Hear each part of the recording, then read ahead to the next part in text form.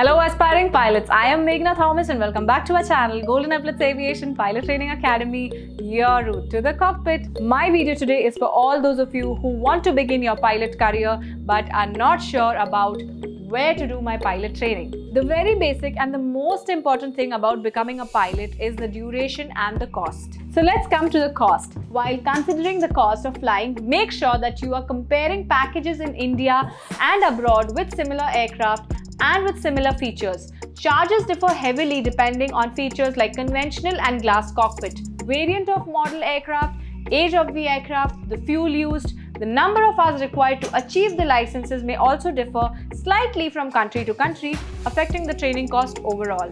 The next very important thing that you should keep in your mind is the quality. You should be very sure that they have the best aircraft, they have good instructors, and also check for the student-instructor ratio. It would be better if you could go to a flying school that has more number of aircrafts with them, because the more number of aircrafts, the more you will get to fly and the more sooner you will finish your training. The next important thing that you should check for is the duration. Mostly abroad, what happens is you can finish your course within 12 to 15 months.